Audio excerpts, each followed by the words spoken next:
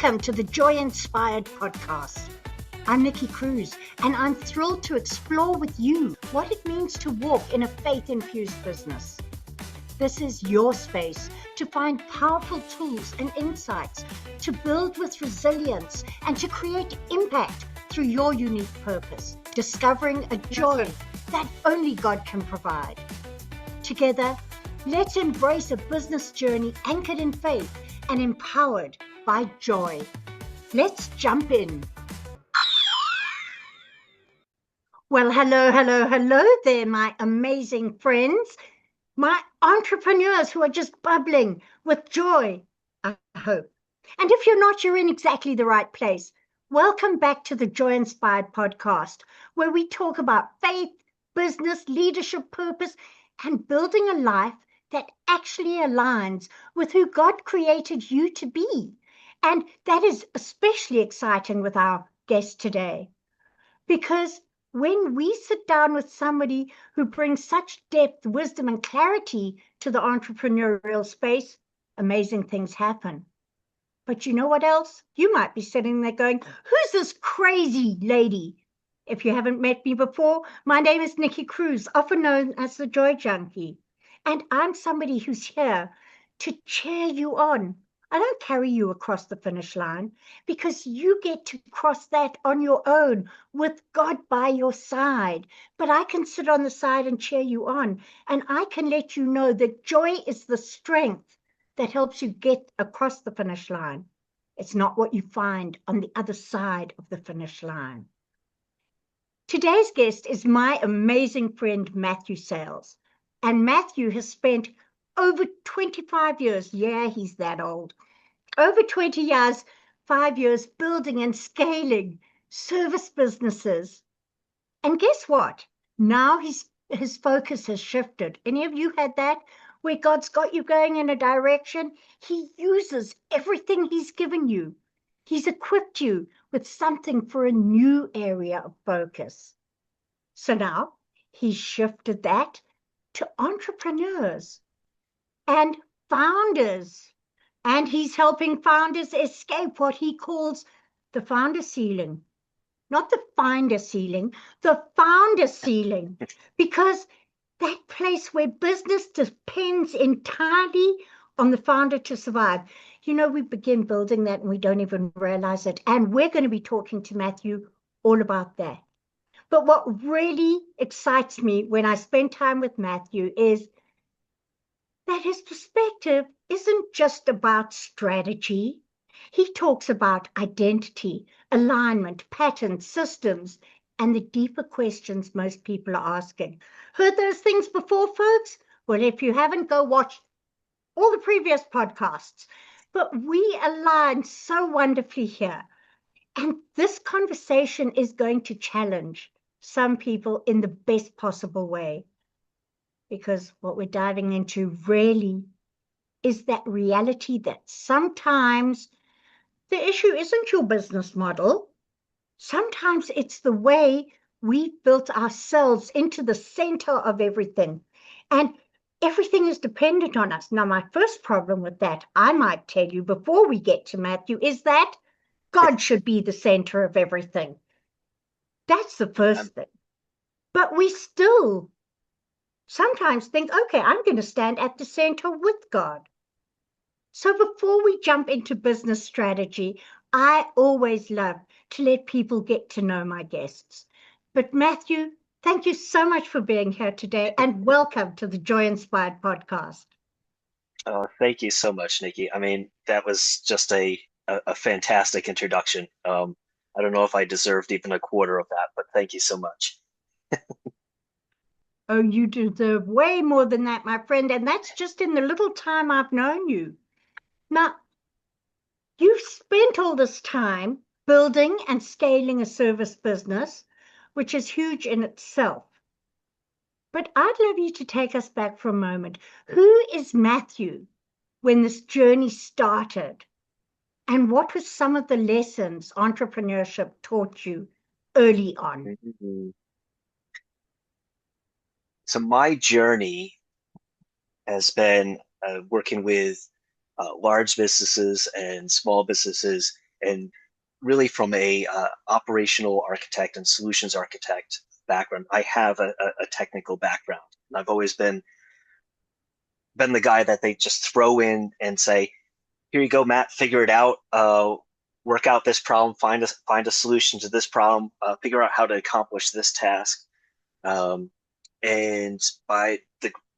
literally by the grace of God, he'd lead me through it. And that in itself has been really quite often a testimony, because many of my coworkers or other people that I'd run into would ask, "Matt, how do you know?" I'm like, "Well, I pray a lot." And that's how I know. But ultimately, I love to see, and this is throughout my journey, I've always had a passion for people and had a passion for seeing them really step into everything that they're meant to achieve while on Earth. And it's always challenged me. I've always been in various leadership positions in the churches I've attended. I've originally from upstate New York. I've now live in the UK, so I'm traveled around quite a bit. My journey's taken me to countless countries. Had opportunity to speak and meet with some just absolutely incredible people. Some faith-filled, some not, and that's okay. It's my personal conviction that everybody, whether you follow Christ or not, and whether you have that personal relationship, every single person is created uniquely and in an image of God. And there is a calling and abilities that ingrained into them, knit into each one of us. And I long to just see that and call that out in everybody. And so what I've worked with, just like I said, I've worked with countless different companies and charities, setting up their trading subsidiaries and different styles of business. I don't focus when I work with founders. I don't focus with any specific business, because over my journey, I felt like the basic principles have remained the same, no matter where you're at with your business and what type of business you are running. The basic principles are still there, and they make a difference when you get them in alignment. And I think you've hit something powerful, not just a nail on the head. You've hit this huge big log that you're now narrowing down into whatever crevice it needs to go in. But, so often people think that the differentiation has to come in the business. You said you deal with different types of businesses, but you before that said every person is unique. Each of That's us right. folks has a purpose, has a calling. Before you were even a twinkle in your mama's eye, let me tell you right now, God was designing every hair on your head with a That's right. fine paintbrush. And that doesn't change with what you believe. You still have that purpose. So please, for those of us who are believers, let's not go disrespecting the people who aren't, because they aren't walking in alignment with God yet. Let's respect them and let God use them and bring their gifts forward the way He intended, because His timing is perfect. So I just had to throw Amen. that in there, because often we feel we have to only work with Christian people. Well, if God's told you to do that, that's fine, but don't use Christian snobbery to shoot yourself in the foot because somebody who's not a Christian has the perfect answer for you. I mean, God used people who weren't aligned with Him throughout the Bible. We see it over and over again. So be open to where God's leading you. Okay, now let's get back to Matthew. Yes, enough preaching for me. So Matthew, you talk about this founder ceiling, and I love that phrase because I think so many entrepreneurs unknowingly become their own bottleneck. They kind of become That's their right. own strangle.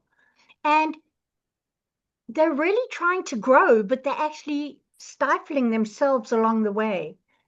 Can you explain what you mean by that founder ceiling principle? Yeah, absolutely. And I think it just can very easily be summed up with sometimes the way we have either structured the business or even our mindset when we are doing business, we are creating that ceiling.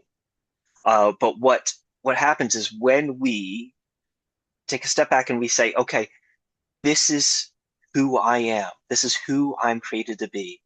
This is the business that I'm supposed to be running, right? These are the people that I'm supposed to be reaching.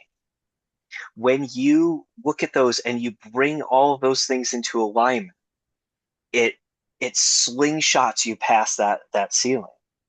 And when we talk about, like when you understand um, how you are wired, your own personal gifts, skill sets, you then can start to bring the team around you, right? That covers those weaknesses, and you start focusing in on the the tasks that the high impact tasks that you are meant to impact as the founder, and it it really does just scale up and just grow in momentum as you continue to journey and as you unlock and kind of realign everything, and you just blast through that founder ceiling.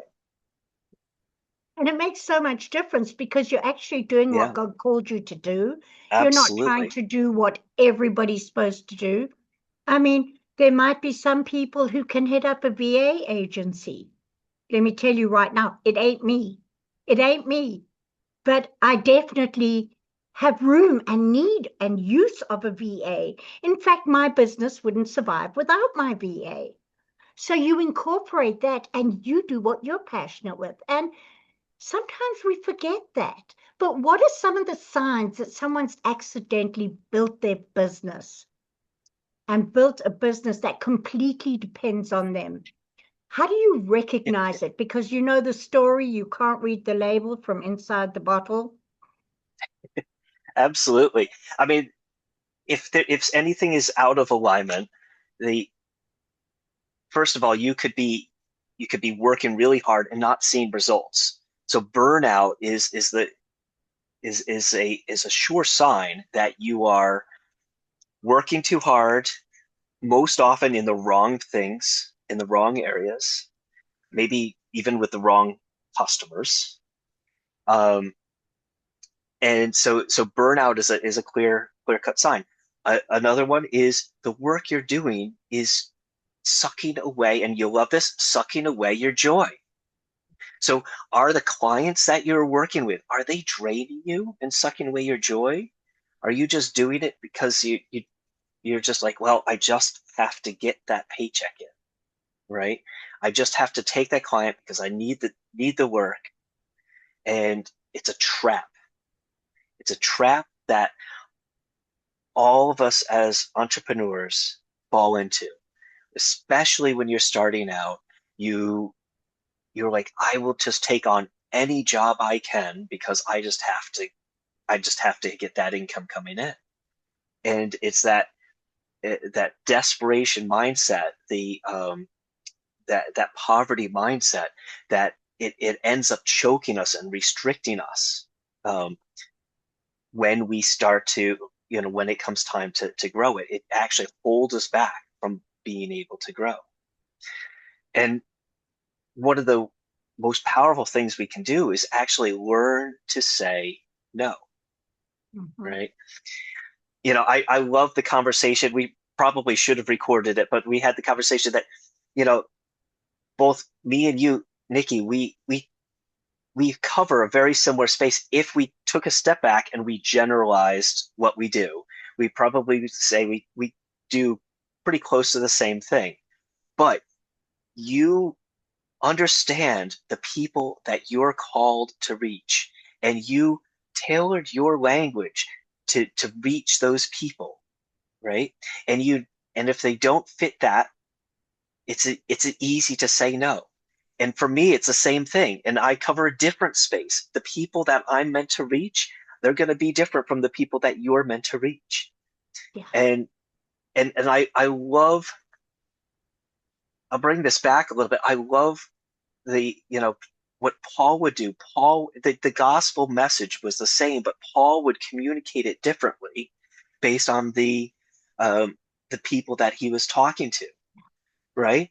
And so he would come to them and reach them at where they were, and the gospel message remained the same. It was still the same message, but he used language that they could connect to, that they could relate to, and that and they would understand it had even deeper meaning than somebody else hearing the same thing. Yeah. And so when I work with founders, we look at that. We say, okay, what are you building, right? Who are you meant to be reaching? Is your message aligned to those people, right? I think the most wonderful thing is if our message is really aligned to those people, it will filter out the people that we're naturally not supposed to be working with. Yeah. I think I've had this exact same conversation with 5 or 6 founders in the past month, where they're struggling, they're just not getting the joy out of work. They're facing burnout because they're not just busy, but everything is just draining them with what they're doing. And when you take a step back and say, okay, this is what makes me unique. This is really what gets me going, and how I can connect that to my business, right? And the customers that are coming into that business. When I've created that alignment, it unlocks a flow, because you really are just kind of slotting in and reaching the people that you're meant to reach, and it's easier to say no to the things that are just going to be a distraction to you. And so I feel like I've rambled on a little bit, but No, there but you it go. does. It begins to come naturally. Mm, And you can stand up and be yourself. You don't have to that's right. pretend to be anybody else. You don't have to try and be anybody else. And another thing we were talking about before the show, pre-show, and I think we may even have some of it recorded, is that when you get to stand up and be your authentic self, the right people are drawn to you. And let me tell you, there is nothing worse for the That's right. client or the coach than working with the wrong person, because you That's right. just get frustrated. You are saying the same thing, but in different languages. Yes, you might both be speaking English, but you're speaking it from a different cultural, a different business standpoint, a different all of those things.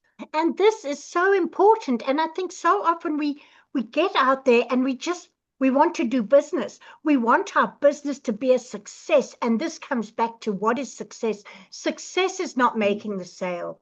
When you are not staying authentic to who God created you to be, your impact is dulled. What you are bringing forward is not having the impact you were intended to have.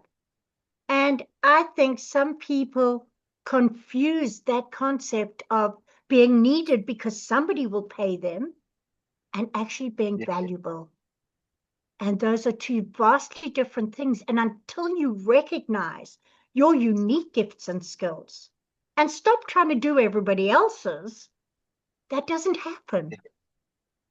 And we think that we have built this freedom as an entrepreneur. What does every entrepreneur say they want? Freedom. But they don't realize that they've built themselves a job wearing the costume of freedom, because hustle isn't freedom. So, That's right. okay, Matthew, we just have to go here because this is too good to miss. You say Okay. that you refuse to answer the question most founders ask you. So what is the Yes. question most founders ask you? It it actually does vary, and but I still refuse to directly answer it because often what they come to me with is they come to me with how do I fix this symptom, right? So how do I fix I'm struggling, how do I fix or how do I deal with the staffing issue? Or how do I deal with some of my technical systems?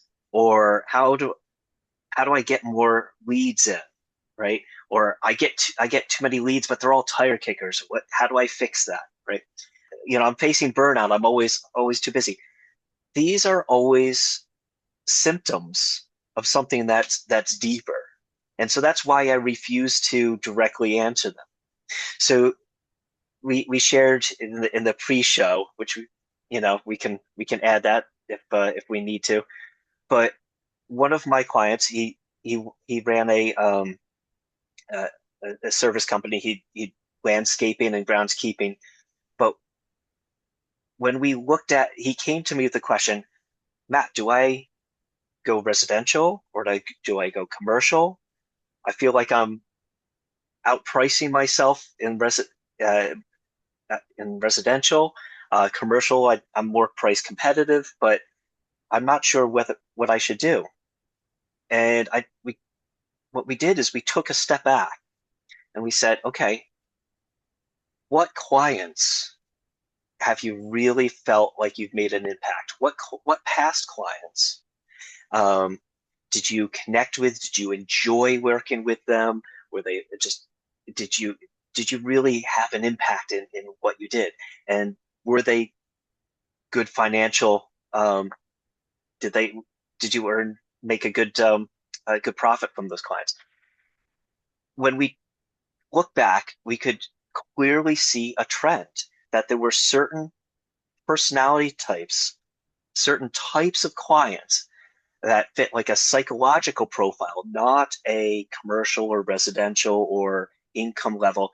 It was a personality type that he connected with because ultimately his desire was that he creates this garden experience that can be experienced, that people can enjoy God's creation year round. And if that's not what somebody wanted, he didn't connect, right? And so we said, okay, now this is your unique niche, right? You are not mowing somebody's lawn. You are creating a year-round experience for them so that they can go into their garden and experience God's creation and enjoy God's creation and enjoy that place of sanctuary. When we've reframed everything that way and we were able to kind of get him out of that mindset of, oh, I'm just cutting grass or I'm just doing that, and said, and just understand that this is what he's meant to do. This is how he's meant to impact people's lives. Naturally, the people who want that type of service came to him. They drew to him. It was the funny thing is it was literally half an hour later after this conversation, somebody came up to him and we started to talk. And so he was able to put these principles into practice almost immediately. That's awesome. And um, and it's transformed his business. And so it's the same thing with everybody else. It's like, okay, let's take a step back. Maybe you don't know where exactly what you're meant to be doing or who you're meant to be reaching. Take a step back and take a look at your past clients, right? How fulfilling were your past clients? Were there any that were really fulfilling, that you were able to make a massive impact? And financially, was it viable? Look at those things. You'll start to identify little trends, and they will be pointers for you to be able to find who you're meant to be working. And Matt, you said something again there There's so much wisdom here, folks. I hope you're catching this. And what Matt's talking about is don't come and ask someone to give you a tactic or a solution to a problem. Find the root cause of that problem. That's right. And this is so true of life. This aligns with how God tells us to come to him as well. But it also is all about identity, because instead of looking where your identity is out of alignment with your calling, your passion, and your purpose, when you are not standing in your identity, you start building stuff that doesn't align. And, you know, when you start doing that, you start finding the joy leaking. And you That's know right. what? Like I always say, joy is a signal. The strength of your joy tells you whether you're out of alignment or not. And I think that if you check in the show notes, you might just find the joy self-assessment in there too. If you don't, let me know and we'll get you on it, because you get to say, what is my business telling me? But when founders start choosing to deal with the real issue instead of chasing all the rest of this, that is when they can go way past that founder ceiling Matt was talking about. That's right.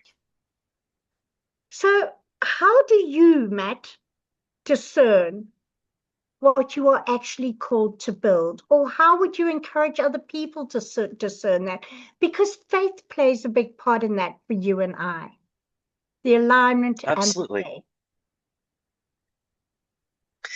So if I was to, like I said, one tool is look, if you're already started out and you're already reaching customers, you self-assess and say, okay, what am I doing that's stealing my joy, right? What am I doing that is super effective?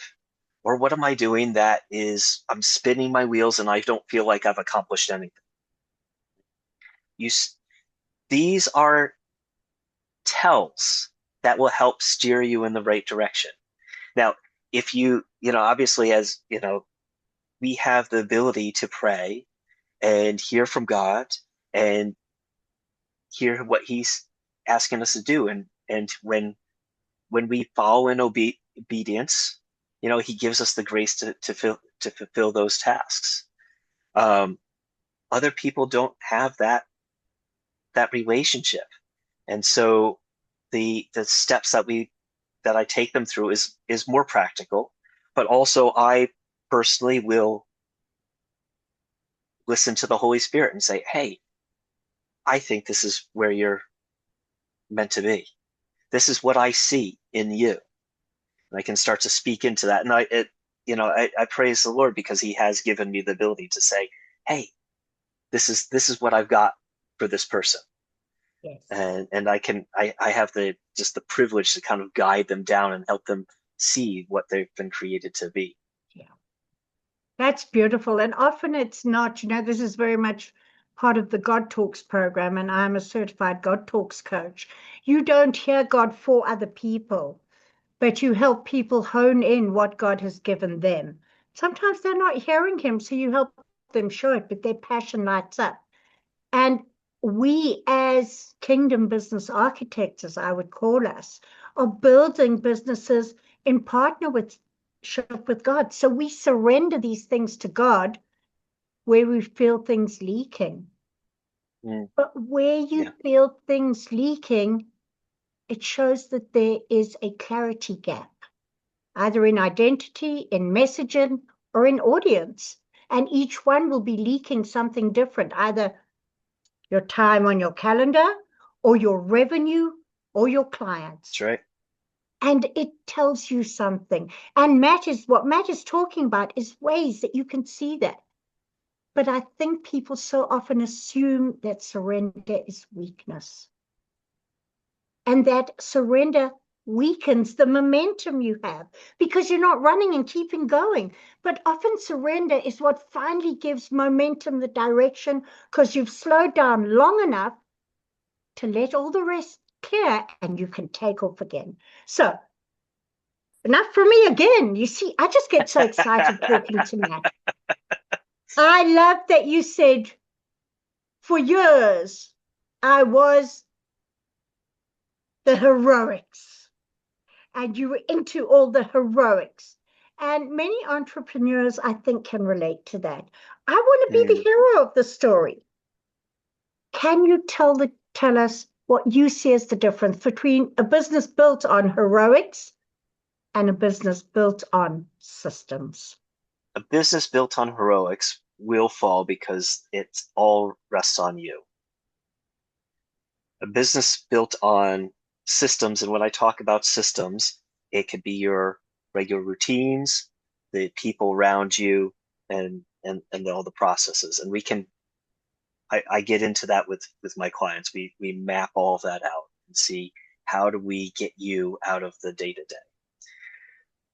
But when the business is built on heroics, you often end up brute forcing your way through. You often end up fighting a burnout because you're just like, I'm just going to put my head down and just work and work and work. And I've done that, right? I've had to go through that process myself. And that's really where I'm talking to people about now is I'm quite content with sitting in the background because it doesn't have, I don't want it to be about me. It's about what God can do and what I see God can do through you. I'd rather be the person that can sit in the background, cheer you on, maybe give advice and guide you and show you, hey, you go this way, you go that way, or you look at these different things and work through those things. You'll succeed and you'll flourish. And so anything that is sustainable, you cannot be the hero. If it's going to last, generations, it's got to be built on systems. You've got to build out those processes.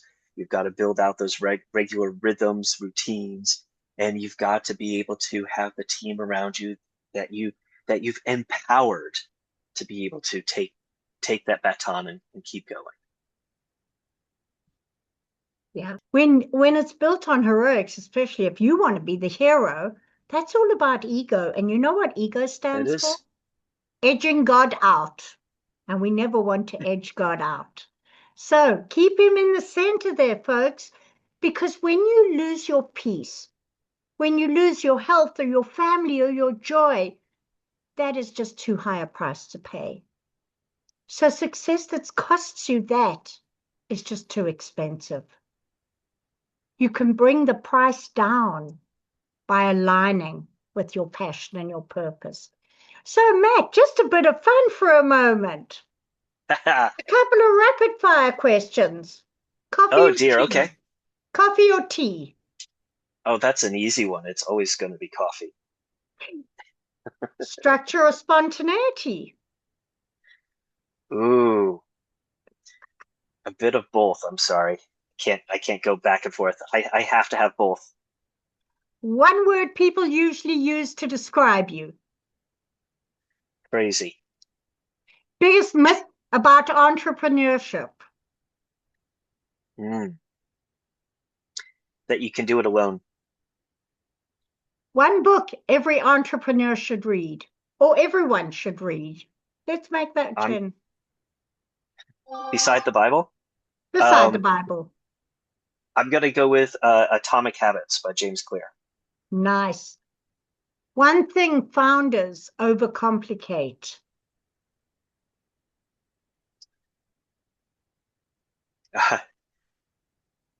One thing founders overcomplicate is their vision. Yes. And what brings you joy outside of business? Being in God's creation. Oh, I love that. I love it. What do you like the most? Rivers, mountains, trees, open? My favorite is definitely going to be oceans. But I do like trees and fields quite a bit as well. But Awesome. it's going to be oceans for me. Put me near water, I'm a happy camper. And I can so relate to that. Now, back to a slightly more serious question for the entrepreneur listening now, who's sitting there thinking, I hear you. I'm feeling exhausted. I'm stuck. I'm overwhelmed. I might even be trapped. Not sure, but I might be trapped in my business. What would you want them to hear today?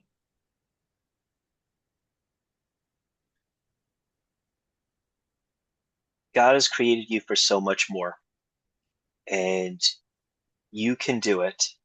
Um, but it means letting go. I think the thing that we often struggle with is when we hold on tight to what we think we should have or we think we should build, it becomes a burden.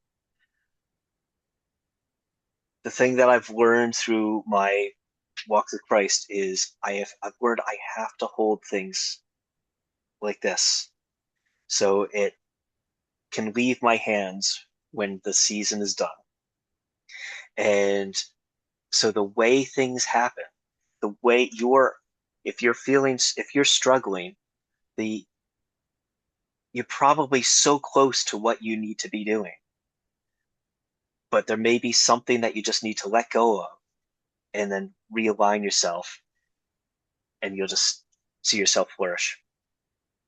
And I know that's a word for someone because we were actually talking about this earlier today on another call I was on, that when you are holding your hand tight, there's no room for anything new to go in. But when you open it up and surrender, God That's can right. take things up, but there's also more surface area for God to deposit what he wants to give you. Mm, And very good. this might be the perfect moment if you're hearing that, because Matthew has a really special gift to offer our audience today. And,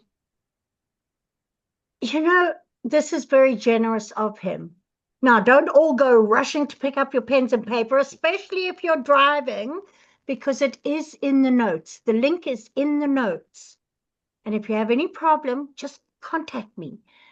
But Matthew, tell us what your gift is today. I want to give you the gift is a piece of my time. And so I will spend a bit of time with whoever wants to book it, and we will just take a 25 minutes and just do a deep dive and see where we can bring in alignment.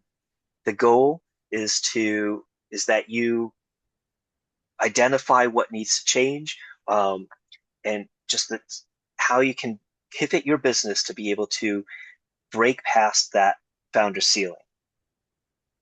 And for those of you who don't want to jump on a call, but you want to be following Matthew, where can they find you? They can find me. I'm most active on LinkedIn, so they can find me on LinkedIn. It should be just LinkedIn Matthew Sayles, or you could look at my website, which is stratusbusiness.co. And again, those are all down below in the comments. Matthew, this has been an amazing conversation. I could talk with you for hours, and I thank you for what you bring to the world, for the way you honor God in your business, and for being my guest here on the Joy Inspired podcast. Now, you audience, for those of you listening, if this touched you, if there was even one nugget here that somebody else gets to hear, please share this with them. Like it, subscribe, and share with at least one person, preferably 5, but at least one. Today, at least one. And remember that you get to share this because God gives us wisdom. Matt was saying earlier, people say, wow, it's great. But you know what God says? If any man seeks out wisdom, I will honor that. God will give you wisdom Amen. if you ask for it. Now, somebody might be out there asking for wisdom, and you're sharing this podcast might be the answer to that prayer. So remember that. And what I love most about this, that it wasn't just about scaling business. It was about building something that aligned, that was sustainable, and that was true to who we actually are. And that is something that is so precious to God. And I think that matters so deeply, because so often we're told by the world to fit in, to do it their way. No, do it your way. God gave you a unique way to do it. So, Matt, thank you for your wisdom, your honesty, and the way that you are helping other people do what they do. Any last words for our listeners? I love to, yeah. I just thank you for your time. I thank you for the opportunity to share, and I really do wish you all the best. Thank you very much. And remember, folks, to everybody listening, remember, joy is not something you earn after success. Joy is what gets you through to the success. That is why the joy of the Lord is your strength. So look forward to seeing you next week on the next episode of the Joy Inspired podcast. Blessings all. Bye. Thank you so much for joining me on the Joy Inspired podcast at www.joyinspiredpodcast.com. Make sure you hit that subscribe button so that you can get this and every other episode that comes out. We have lots of great stuff coming, and you don't want to miss it. So make sure to hit that subscribe. I am so grateful for all the reviews and comments, and I look forward to serving you in next week's episode.